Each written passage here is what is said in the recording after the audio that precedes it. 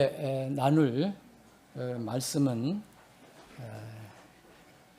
성경 마지막 성경 요한계시록을 보겠습니다.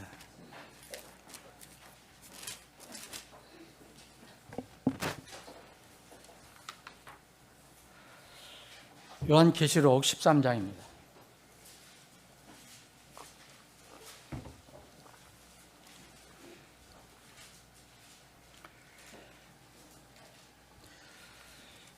요한계시록 13장 1절부터 18절까지 다 오늘 여러분들과 함께 나누기를 원하는데 다 읽진 않겠습니다.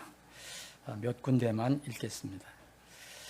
13장 1절, 또 내가 바다에 모래 위에 서서 한 짐승이 바다에서 일어나는 것을 보았는데 7머리와 10뿔을 가졌고 그의 뿔들 위에는 10왕관이 있고 그의 머리들 위에는 신성모독하는 이름이 있더라. 자, 여러분들 그 내용을 여러분 다 알고 계시겠지만 중간에 몇 절 더 읽겠습니다. 8절, 또 땅 위에 거하는 모든 자들 곧 그들의 이름이 세상의 기초를 놓을 때부터 죽임을 당한 어린 양의 생명책에 기록되지 아니한 자들이 그에게 경배하리라. 누구든지 귀가 있으면 그는 들을지어다. 11절 읽겠습니다. 또 내가 바라보니 또 다른 짐승이 땅에서 올라오는데 그에게는 어린 양같이 두 뿔이 있고 또 그가 용처럼 말하더라. 그가 자기 앞에 있는 그 첫째 짐승의 모든 권능을 행하고 땅과 거기에 거하는 자들이 그 첫째 짐승 곧 그의 치명적인 상처가 나은 자에게 경배하게 하니라. 또 그가 큰 이적들을 행하는데 사람들 앞에서 불이 하늘로부터 땅 위에 내려오게 하고 그 짐승의 눈앞에서 그가 그런 기적들을 행할 권능을 소유하여 그 기적들을 수단으로 하여 땅에 거하는 자들을 속이며 땅에 거하는 자들에게 말하여 그들이 칼로 상처를 입었다가 살아난 그 짐승을 위해 한 형상을 만들게 하더라.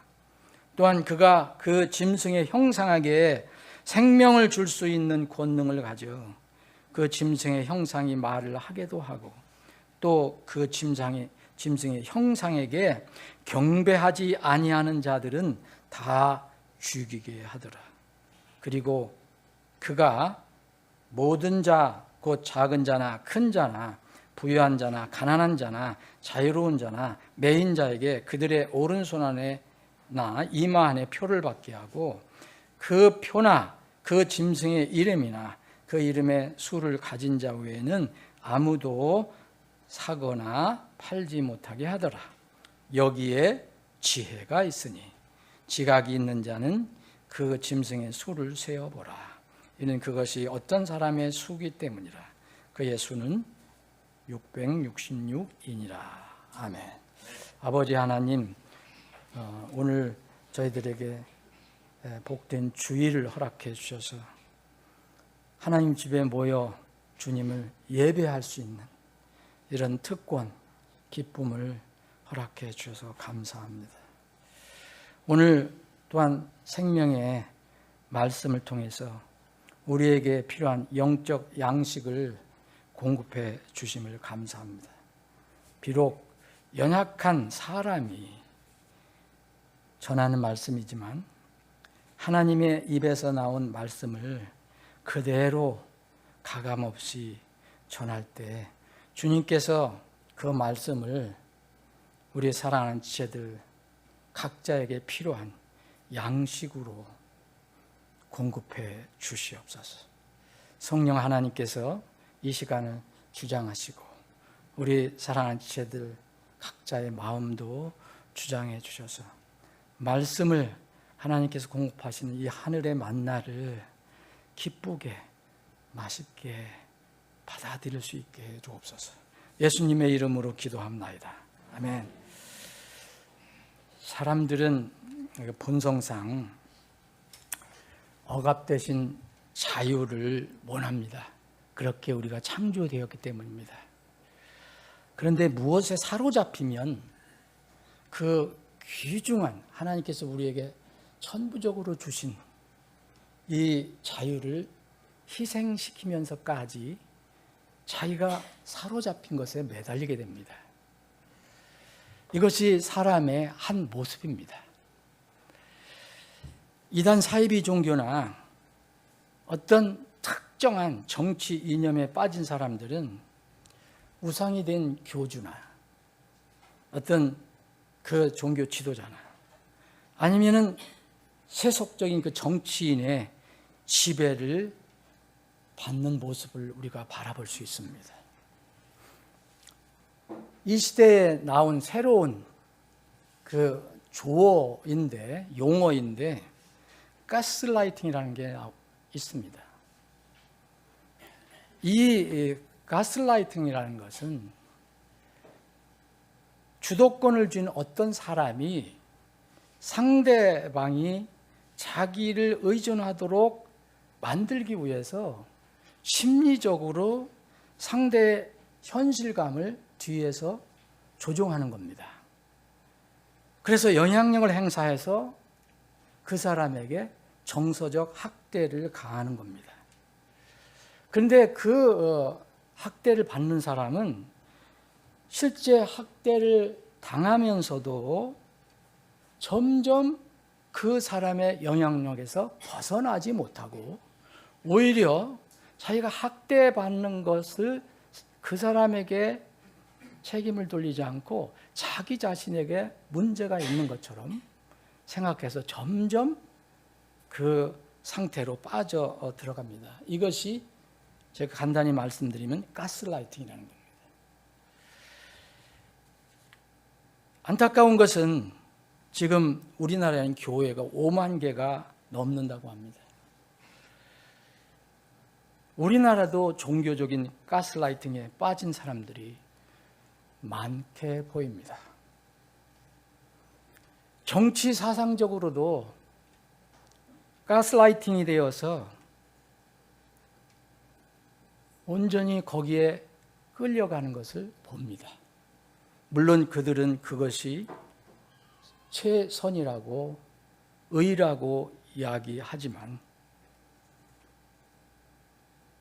우리가 옳은 정신으로 바른 생각으로 바라보면은 가스라이팅이 아닌가 하는 생각을 갖습니다. 이 우리나라 정치 안에서도 우리 사상적으로 보면 이미 사회주의나 공산주의가 자유민주주의보다 더 낫다고 믿는 사람들, 그게 더 좋은 이상적인 체계라고 믿는 사람들이 많이 있습니다.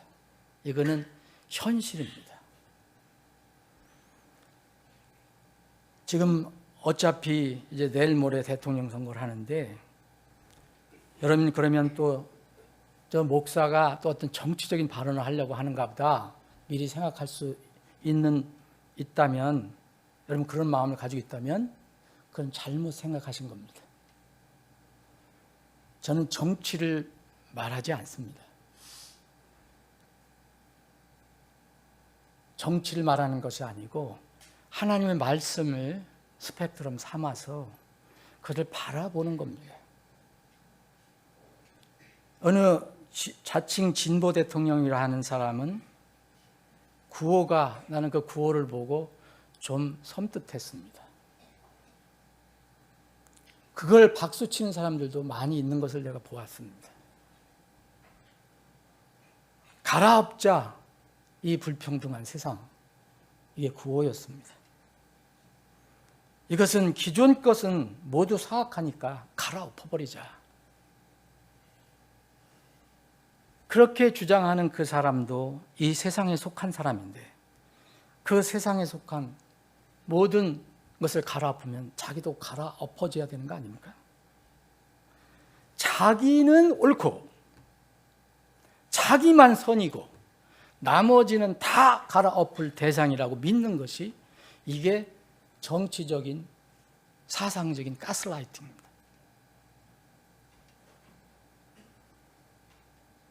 내 생각에 맞지 않는 것은 다 사악하다. 내 생각, 내 기준에 맞지 않는 것은 다 비진리다. 불법이다. 이런 주장들이 정치계에서 난무하죠. 그런데 우리가 속해 있다고 세상 사람들이 말하는 종교계에도 마찬가지입니다. 우리나라 그 7대, 7개의 큰 종교 대표들이 모여서 항상 보면 이런 시즌에 보면 꼭 나타나는 현상입니다. 아무개 어떤 후보가 우리나라에 이 평등을 이룰 수 있는 인물이라고 지지했습니다. 저는 어떤 특정한 인물을 이름을 이야기하지 않습니다. 여러분들이 알아서 생각하십시오. 그런데 기독교는 더 심합니다. 저도 참 연약하지만 하나님이 부르심을 받아서 목회 사역을 하고 있는데, 이 기독교에는 이 어떤 목회자들이, 목사들이 모 후보를 성경의 가치에 가장 이상적으로 맞는 인물이라고 선언하면서, 저는 그게 억지 주장으로 보이는데, 성경의 가치에 가장 합당한 사람이라고 선언했습니다. 여러분들 뭐 들으신 분 있는지 모르겠습니다. 근데 제가 보기에는 이거는 전혀 사실과 다른 건데 어떻게 그렇게 다른 시각으로 바라볼 수 있을까? 이미 여러 가지 범법을 해서 전과가 있고, 또 현재 제목으로 여러 가지 재판을 받고 있고, 여배우 스캔들에다가 인류 도덕적으로는 도저히 우리가 상상할 수 없는 그런 욕설을 하는 사람을, 기업 재벌을 해체해서 노동자들에게 다 나눠주겠다고 하는 위험한 생각을 가지고 있는 사람, 이 사람을, 사회주의 공산주의 이념을 은근히 지지하는 사람을, 그리고 우리가 아프게 느껴야 하는 그 차별금지법을 절대로 지지하는 사람을, 동성애를 지지하는 사람을, 어찌 기독교 목회자들이 하나님의 이름을 들어서 이 사람이 성경의 가치에 가장 합당한 인물이라고 그렇게 말할 수 있습니까? 그것도 유수의 교회의 목회자들이, 우리 교회 같이 작은 교회도 아니고, 우리 교회 같이 작은 교회의 목사들도 아니고, 그것도 자기 개인의 생각이라면 그건 자유니까. 그런데 거룩한 하나님 말씀을 다 들고 나와서 하나님의 말씀에 가장 가치 있는 그 성경적인 가치에 합당한 사람이 이 사람이다 라고 어찌 이야기할 수 있는가? 저는 거의 충격을 받을 뻔했습니다. 그래서 참 정치 사상이 무섭구나, 이념이 정말 무섭구나.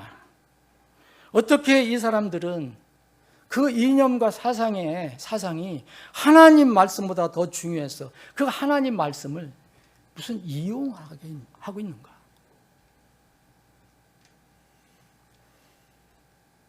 소위 기독교라는 것이 어디까지 어두워질 것이고 어디까지 타락할 것인가? 여러분, 성경은 우리가 지금 수요일날 예레미야서를 공부하고 있지만, 어떤 성경이든 특히 이스라엘이 패망을 앞두고 있었을 때 가장 큰 책임을 진 사람들은 누구였느냐? 하나님께서 가장 큰 책임을 물은 사람들이 누구였느냐? 그 사람들은 일반 백성이 아닙니다. 이른바 하나님의 말씀을 전한다고 하는 그런 사람들이었습니다. 그들이 타락하면, 그들이 완전히 세상과 하나가 되면 사실 소망이 없습니다. 교회는 소망이 없는 겁니다. 성경 말씀을 떠난 기독교 지도자들은 아주 눈 하나 깜짝하지 않고 선을 악이라고 합니다. 악을 선이라고 하는 지경에까지 이르렀어요. 이런 눈먼 지도자들 우리가 어떻게 봐야 할까? 성경이 오래전에 밝힌 마지막 때의 예언 말씀이 실현되는 단계에 우리는 분명히 살고 있다. 저는 그렇게 믿고 있습니다. 오늘 본문 요한계시록 13장은 아주 유명한 성경의 장입니다. 특히 종말론을 연구하는 사람들에게는, 관심 있는 사람에게는 거의 이것을 모르는 사람들이 없는 그런 성경입니다. 그 계시록 13장입니다. 이 계시록 13장은 우리에게 뭐를 가르쳐 주느냐 하면은 여러 가지 교훈이 있을 수 있지만, 여러분 오늘 제가 666이 뭐다 이런 거 말씀드리려고 한 거 아닙니다. 666이 무엇이든지 혹시 여러분들이 그걸 모르더라도 그렇게 큰 문제는 없습니다. 그런데 지금서부터 말씀드리는 것을 여러분들이 놓치면 우리는 마지막 때에 영적으로 혼란에 빠질 수 있습니다. 성경은 성 삼위일체를 가르쳐 줍니다. 거룩하신 하나님 아버지, 아들 하나님, 그리스도, 그리고 성령 하나님, 삼위의 인격을 가지신 한 하나님을 성경은 우리에게 계시해 주고 있습니다.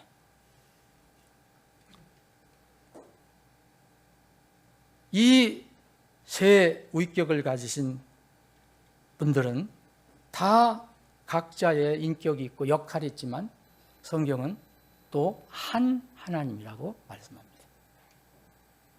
우리 인간의 머리로는, 논리적으로는 잘 설명이 어렵습니다. 그래서 여기에서 이단들이 많이 나오는 겁니다. 그런데 이걸 말씀드리려는 것이 아니고, 성경에는 또 매우 위험한 성삼위일체가 아니고 거짓 삼위일체가 있으니까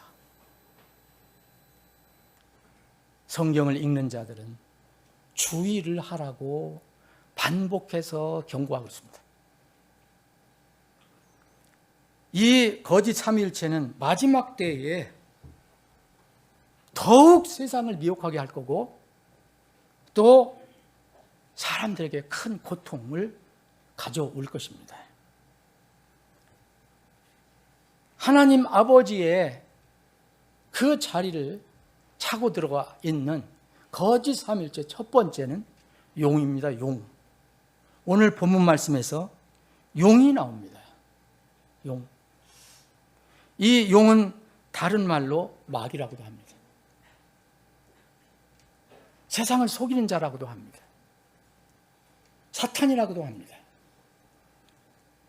불법자라고도 얘기합니다. 이게 거짓 하나님입니다. 이 거짓 하나님은 성경은 이사야서 14장에서 그 출발을 알려주고 있습니다. 이 용은 어떻게 해서 시작이 됐냐? 내가 피조물인데도 내가 지극히 높으신 이와 같이 되겠다, 이렇게 선언합니다. 자기를 창조해 주신 그 하나님을 대적해서 내가 그 창조주 자리에 똑같이 올라가겠다. 이때 생긴 것이 용입니다. 마귀입니다. 루시퍼입니다. 그런데 이 용은 하나님을 대적해서 마귀가 된 이 에덴 동산에 뱀은 새롭게 일어날 필요가 없습니다. 우리가 사는 마지막 때에. 그래서 여기에 우리가 읽는 이 부분은 두 짐승만 얘기합니다. 하나는 바다에서 나오는 짐승, 또 하나는 땅에서 올라오는 짐승. 용도 왜 용이라고 했을까요? 용도 이 상상 속의 짐승 아닙니까? 이 세 짐승이 있는데 용은 원래부터 있었어요. 이 사건 이전부터. 그래서 여기는 용이 그렇게 일어난다고 표현은 하고 있지 않습니다. 물론 용이 어떻게 해서 쫓겨났는가, 이건 여러분들 12장 읽어보시면 됩니다. 두 번째는 이제 두 번째 거짓 삼위일체가 바로 예수 그리스도, 하나님 아들 하나님이신 예수 그리스도를 모방하고 또 사칭한 인물입니다. 이 인물이 바로 세상 사람들은 그리스도라고 믿지만 하나님께서는 거짓 그리스도라고 해서 적 그리스도라고 부르는 인물입니다. 성경에는 적 그리스도가 복수로 나옵니다. 그러나 한 그리스도, 적 그리스도, 결정적인 적 그리스도가 있습니다. 이거를 오늘 본문에서는 이 사도 요한이 바다의 모래 위에 서 있었는데 아마도 이게 반모섬의 어느 해변가에 있었을 것입니다. 그렇게 서 있었을 때 하나님께서 이것을 보여주셨습니다. 한 짐승이 바다에서 일어나는 것을 보았습니다.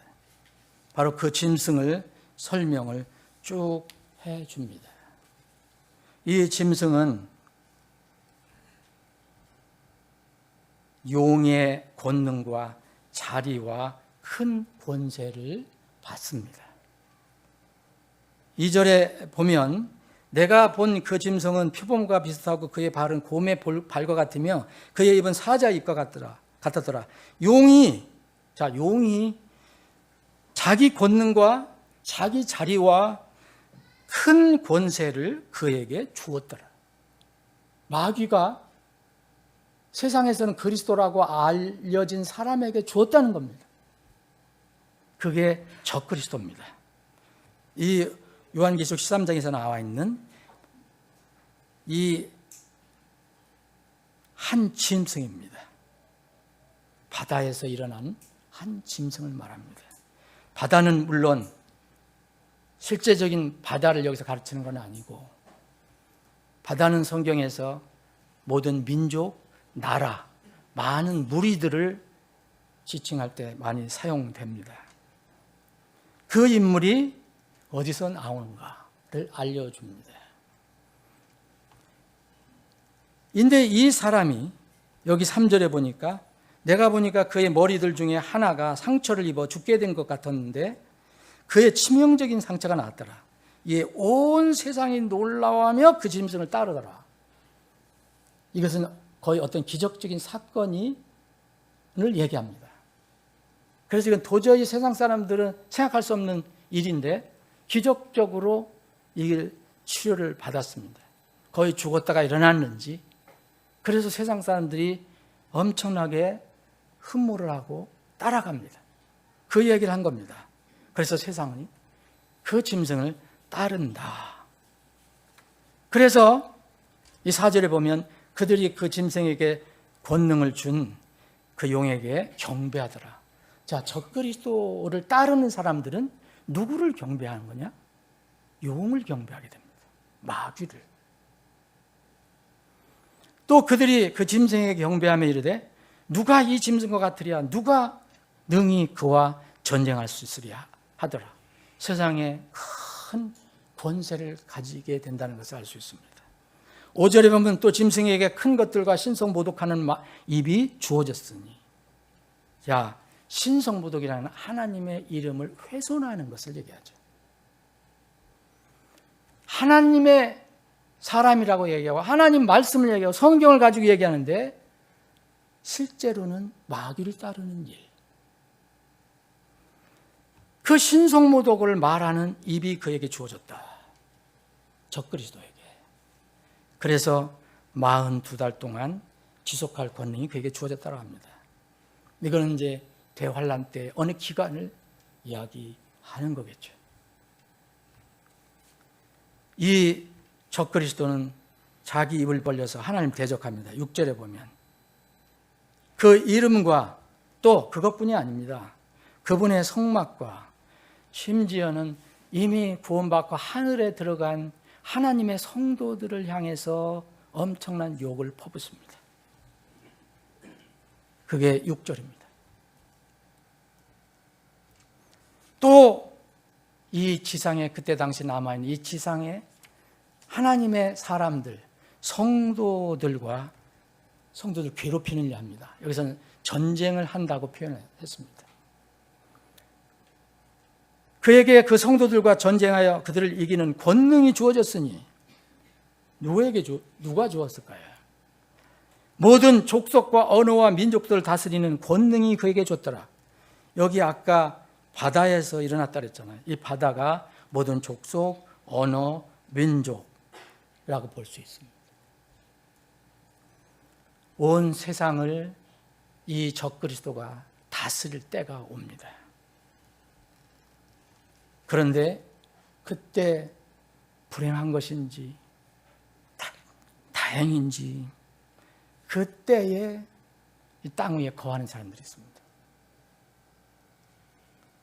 8절에 보면 또 땅 위에 거하는 모든 자들, 곧 그들의 이름이 세상의 기초를 놓을 때부터 죽임을 당한 어린 양의 생명책에 기록되지 아니한 자들.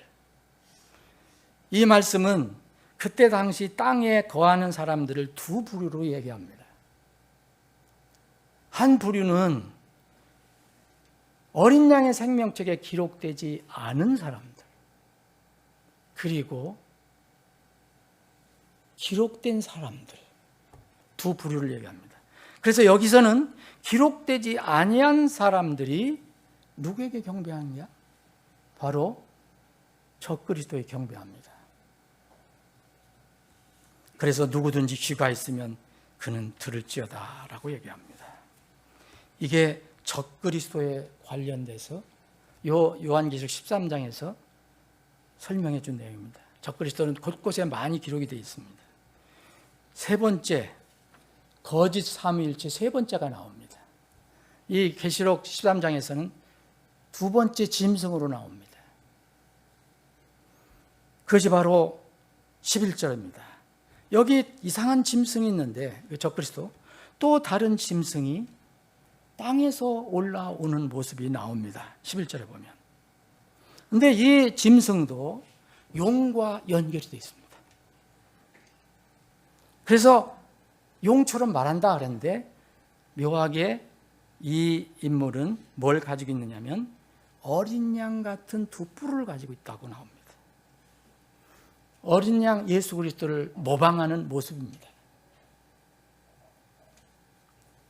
이 인물은 12절부터 17절까지 18절은 666에 관한 선언이고 17절까지 무슨 일을 앞으로 할 것인가, 지금으로부터는 미래형입니다. 물론 지금 진행되고 있지만 이거는 미래형입니다. 이 인물이 무슨 일을 할 것인가를 여기에 기록해 주고 있습니다. 이것은 거짓 예언자를 말합니다. 예수님께서 말씀하신 거짓 예언자입니다. 마태복음에서 마태복음 7장에서 말씀하신 거짓 예언자. 기독교가 앞장서서 지금 열심히 하는 일이 있습니다. 종교를 통일하려고 합니다. 세계 단일 종교가 나타날 것입니다. 그때 땅에서 올라오는 둘째 짐승이 기독교에 관련된 것입니다. 종교계라고 하면 종교계와 관련된 것입니다. 이 존재가 용과 첫째 짐승 적그리스도의 권능을 행한다고 성경은 기록하고 있습니다. 자, 12절, 그가 자기 앞에 있는 그 첫째 짐승의 모든 권능을 행한다고 나옵니다.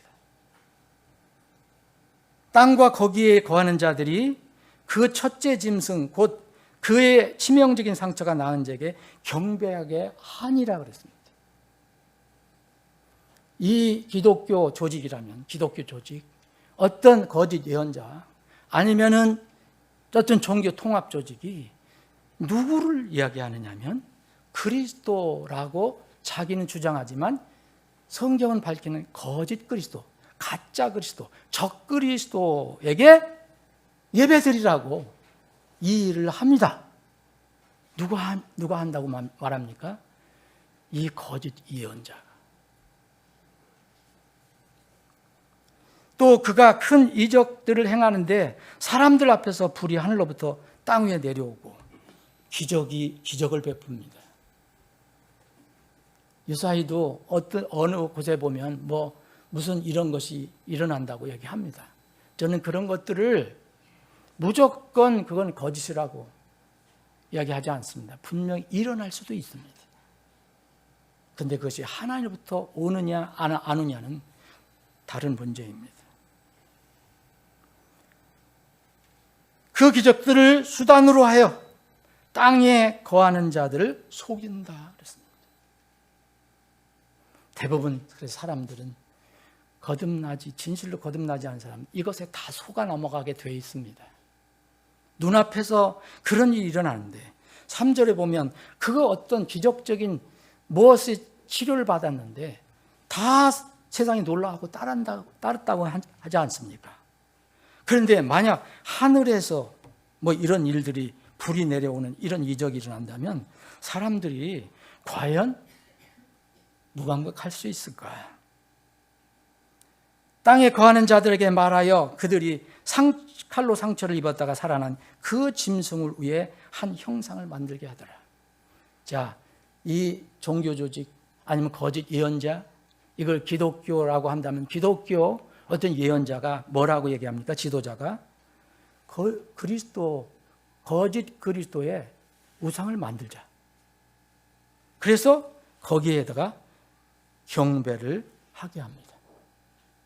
15절 또한 그가 그 짐승의 형상에게 생명을 줄 수 있는 권능을 가져 그 짐승의 형상이 말을 하기도 하고 또 그 짐승의 형상에게 경배하지 아니하는 자들은 어떻게 합니까? 다 죽이게 하더라.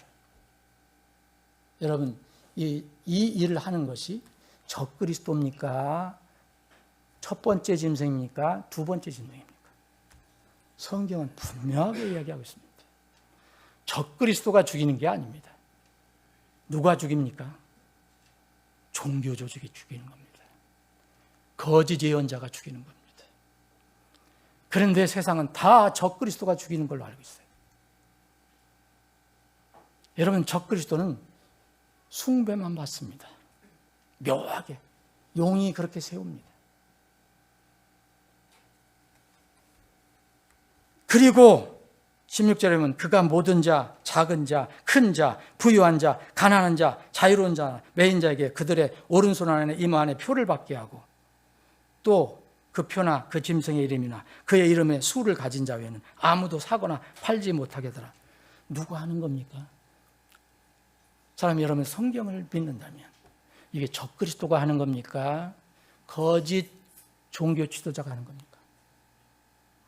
분명하지 않습니까? 거짓 종교 지도자가 하는 겁니다. 그래서 무서운 겁니다.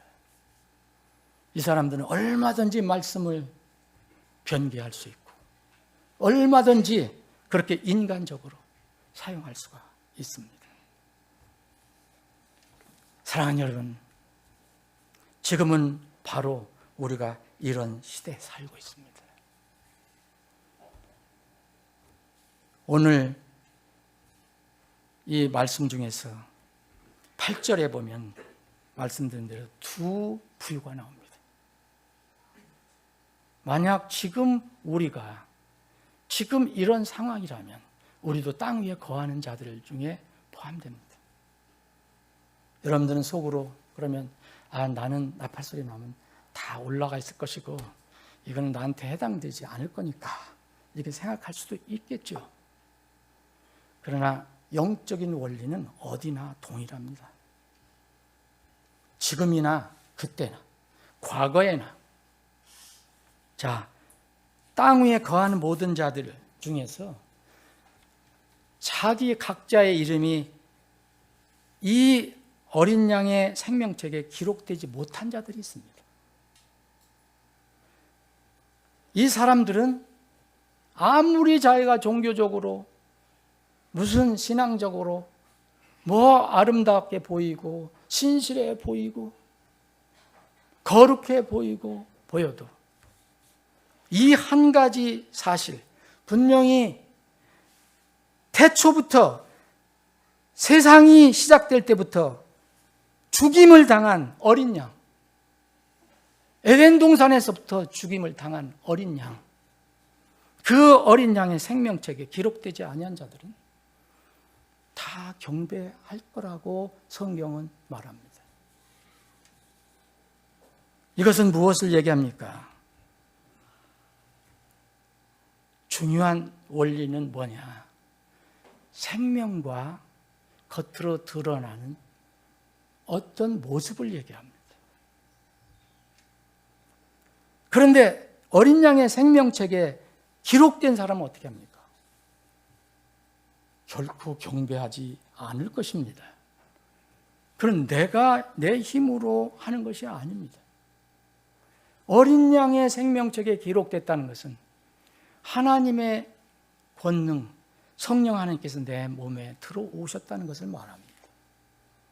이 사람들은 내가 무슨 신앙적으로 좀 열심히 하고 신실하게 한다고 해서 그렇게 하는 게 아니라 원래 가지고 있는 믿음의 힘, 하늘로부터 온 믿음의 힘, 이것으로 이긴다고 말하는 것입니다. 그래서 성경은 곳곳에 특히 계시록에는 이긴다 얘기합니다. 이기는 내가 그때 그런 상황이 돼서 내가 순교를 하거나 뭐 해서 이겨서 구원을 받는 게 아닙니다. 그럴 사람이 있습니까? 여러분, 구원의 생명과 관련된 두 가지 질문이 있습니다. 이 공포스러운 환경에서 죽음을 무릅쓰고 용과 그리스도에게 경배하지 않을 사람이 있을까요? 그런 상황이 됐을 때. 두 번째는 자기 목숨을 지탱하는 식량을 포기하면서도 땅에서 올라오는 그 짐승, 거짓 종교 지도자가 강요하는 666표를 거부할 사람이 있습니까? 있다고 생각하십니까? 깊이 생각해 보십시오. 지금 이 평화 시대에도 진리도 아니고 생명도 아닌 문제에 육신을 전부 걸고 치열하게 싸우는데 절박한 환경에서 자기 육신의 생명과 직결된 것을 어찌 포기할 수 있습니까?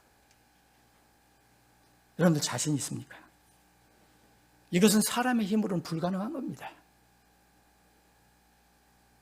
오직 성령 하나님의 능력으로만 가능합니다.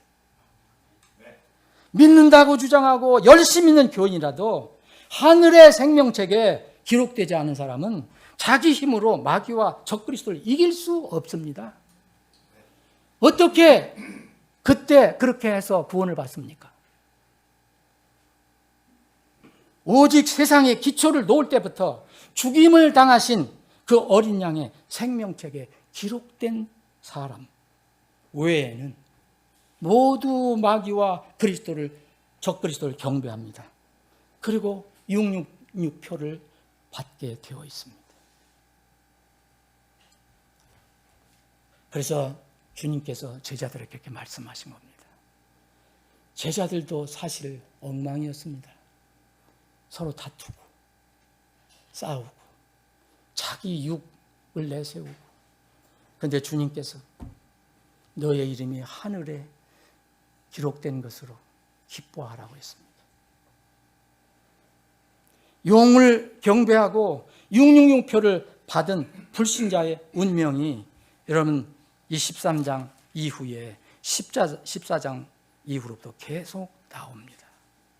여러분 14장 9절에 보면 만일 누구든지 그 짐승과 그의 형상에 경배하고 자기 이마 안에나 자기 손 안에 그의 표를 받으면 바로 그 사람은 하나님의 진노의 포도음료를 마시리니 고통을 받으리라. 11절에는 그들의 고통의 연기가 영원토록 올라가리로다. 그 짐승과 그 형상에게 경배하고 그의 이름에 표를 받는 자는 누구든지 밤이나 낮이나 안식을 얻지 못하리라 하더라. 12절 여기에 성도들의 인내가 있나니 곧 여기에 하나님의 명령들과 예수님의 믿음을 지키는 자들이 있느니라 하더라.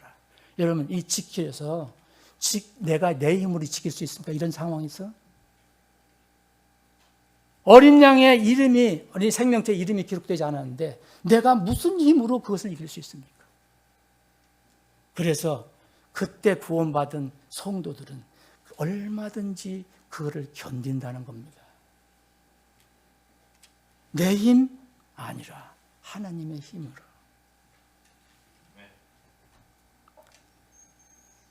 이것을 성경에서는 이긴 자들이라고 이야기합니다. 먼저 믿고 구원받은 자들이 이길 수 있습니다. 여러분 사람은 아무리 어떤 사람이라도 기가 막힌 영험의 능력이 있다 하더라도 다른 사람의 구원 여부를 단정할 수 없습니다. 여러분들 어린 양의 생명책에 기록된 거 여러분들이 다른 사람이 어린 양의 생명책에 기록된 거를 여러분들 어떻게 아십니까? 그런데 성경은 물론 성경은 믿음에 관해서 열매를 많이 이야기합니다. 열매가 없는 사람들에 대해서 거꾸로 그 구원 여부에 대해서 성경은 퀘스천을 달기도 합니다. 그럼에도 불구하고 어린 양의 생명책에 기록된 것을 정확히 알 수 있는 사람 이 지상에 아무도 없습니다. 예수님 외에 하나님 외에는 없습니다. 누가 있습니까? 여러분들 중에 누가 있습니까? 영적 신분을 그래서 우리는 영적 신분을 파악하려면 고백과 간증, 열매를 보고 이 땅에서는 땅에 살 때는 그것을 가지고 판단할 수밖에 없는 겁니다. 여러분 이것이 꼭 필요한 이유는 뭡니까? 교회로 우리는 모여야 합니다. 교회는 구원의 고백과 간증을 믿고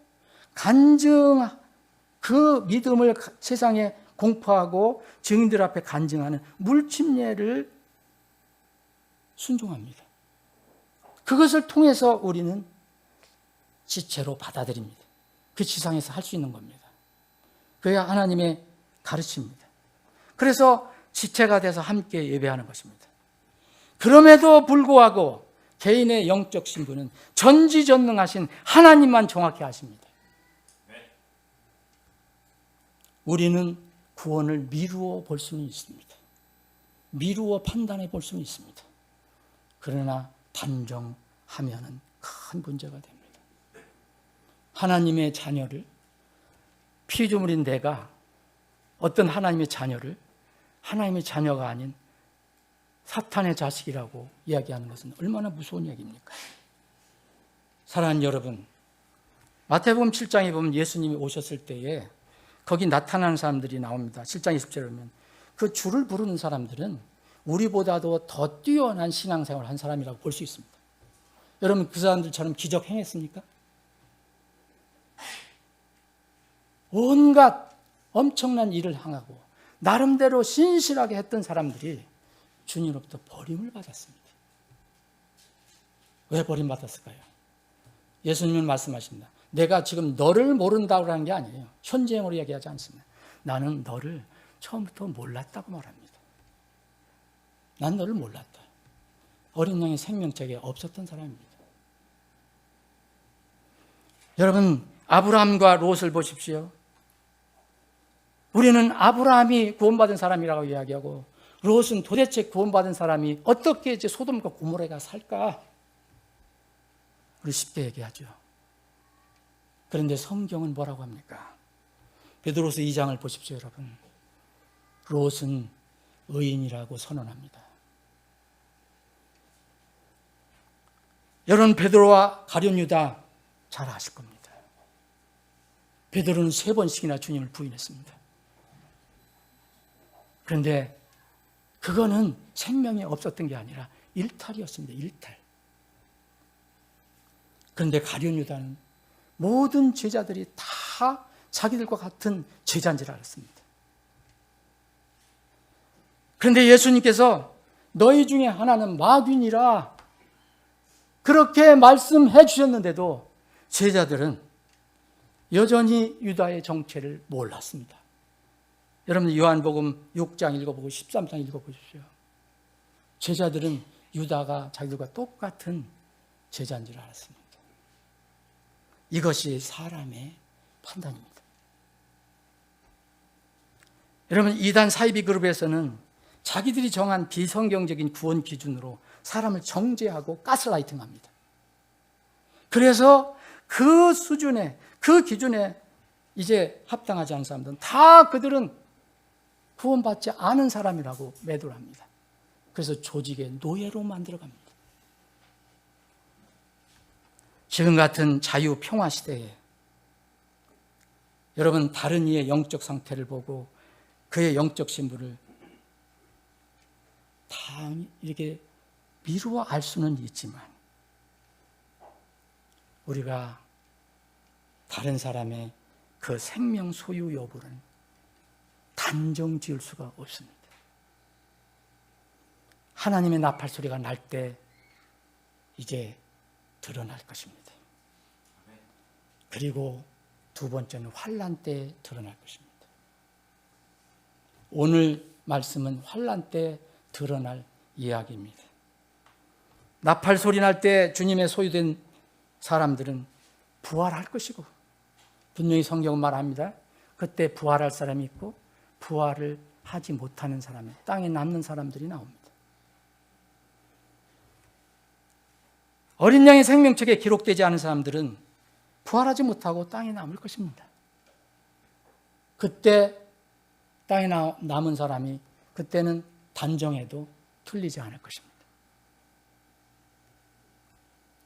또 생명이 있는 사람, 곧 구원받은 하나님의 자녀는 환난 속에서도 영원한 생명을 받았다면 그 영원한 생명을 육신의 무슨 문제를 조금 연장하는 것과 결코 바꾸지 않습니다. 성령님은 그런 분이 아닙니다. 내가 구원을 받았는데 그때 이게 내 목숨에 치명적인 문제이기 때문에 육륜표를 받고 경배를 한다? 짐승에게? 결코 그럴 수 없습니다. 그것을 요한계시록은 가르쳐주고 있습니다. 그런 사람은 정말 절대로 육신의 어떤 이익을 위해서 그리고 잠깐 육신을 더 연장하는 그것을 위해서 내 영원한 생명을 바꾸지 않는 사람들이 있습니다. 이 사람들은 어린 양의 생명책에 기록된 사람들입니다. 이런 사람들은 그때 순교 행위로 구원받는 것이 아닙니다. 절대 아닙니다. 이미 믿음으로 받은 구원이 열매로 나타나는 것뿐입니다. 사람의 힘이 아니라 내주하시는 성령 하나님의 능력으로 하는 겁니다. 말씀을 정리하겠습니다. 인류 역사를 주장하시는 분은 사람이 아닙니다. 하나님이십니다. 각자의 사람의 생명, 운명도 주장하시는 분은 사람이 아닙니다. 하나님이십니다. 그래서 각자의 운명은 하나님과의 관계에서 결정되는 겁니다. 제3자는 도우는 것뿐입니다.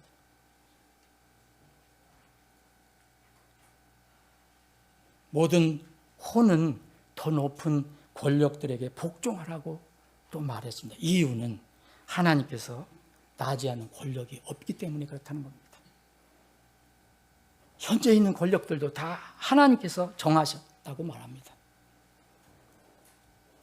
이 하나님의 전지전능하시고 하나님이 절대 주권의 가운데 행하시는 이 일에 우리가 그것을 동의한다면 나에게 주어진 것은 여러분 나라의 권력을 결정하는 것이 아닙니다. 절대 나 한 사람의 힘으로 결정하는 게 아닙니다. 다만 하나님께서 그 권력을 정하시는 과정에 내가 참여하도록 허락하십니다. 그 허락하실 때 나는 내 한 표로 통치자를 결정할 수 없지만 내일 모레 선거를 한다면 그 과정에서 내가 하나님의 뜻에 설 것인지 자기 육신에 따라 하나님 말씀에 대적하는 일에 가담할 것인지 하나님 말씀을 더 중요시 여길 것인지 아니면 내가 정치적인 선호나 이런 것 때문에 이런 것을 앞장설 것인지 그것은 각자의 책임입니다. 결과와 상관없이 누가 어떤 결과 이루든지 그 참여한 과정을 마지막 때 우리를 심판하실 겁니다. 그게 바로 우리가 그리스도의 심판석에서 이실직고할 때입니다. 하나님의 뜻을 따르는 결정은 인간 본성의 힘으로는 할 수 없습니다.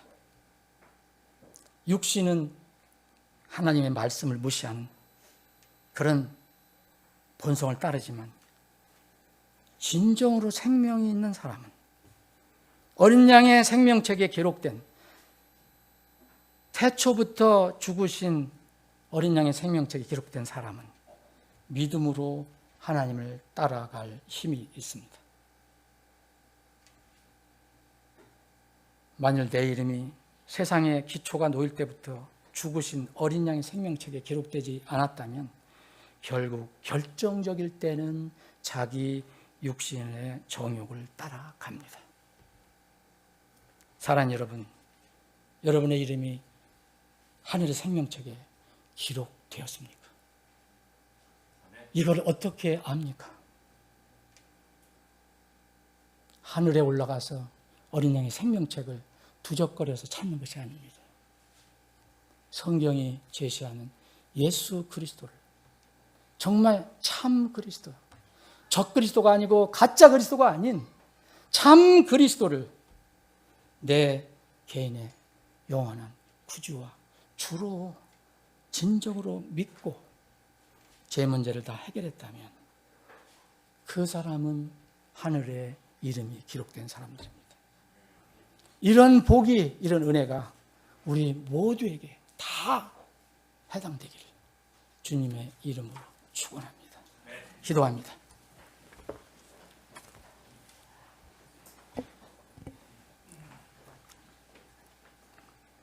아버지 하나님,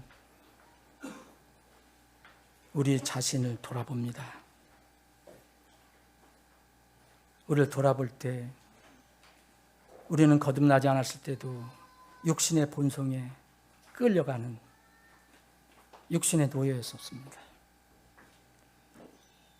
그러나 우리가 구원받았다고 고백한 이후에도 여전히 그 육신은 죽지 않고 우리를 끌고 가는 모습을 바라봅니다. 사도 바울이 그렇게 경건하게 살고 그렇게 신실하게 살았던 사도 바울이 죄가 나를 끌고 간다고 고백을 했습니다. 주님, 우리 몸 안에, 우리 마음 안에 여전히 이런 과거의 옛사람이 살아서 우리를 끌고 가고 있다는 이 사실을 우리 오늘 말씀을 통해서 고백하기를 원합니다. 주님, 저희들을 긍휼히 여겨주시기를 원합니다. 저희들은 말 그대로 미약합니다. 연약합니다. 주님의 긍휼이 없으면 저희들은 살아갈 수 없는 존재들입니다. 우리가 구원을 받았어도 이 땅에서는 그 엄청난 세상의 유혹과 영향력에 때로는 우리도 모르게 그것에 끌려가는 것을 봅니다. 경배하려고 따라가는 모습을 보게 됩니다. 주님, 저희들을 도와주시기를 원합니다. 그래서 이제 다시 눈을 뜨고 참 그리스도, 참 하나님, 참 성령님을 바라보고 나아가게 해주옵소서.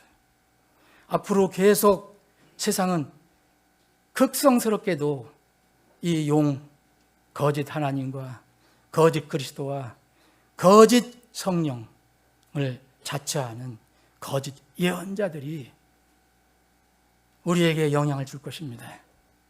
세상을 속일 것입니다.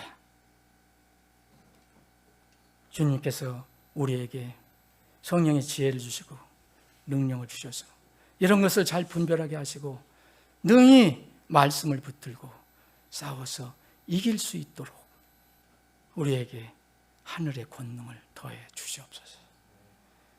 우리 교회가 그런 교회가 되게 해 주시옵소서. 예수님의 이름으로 기도합나이다. 아멘.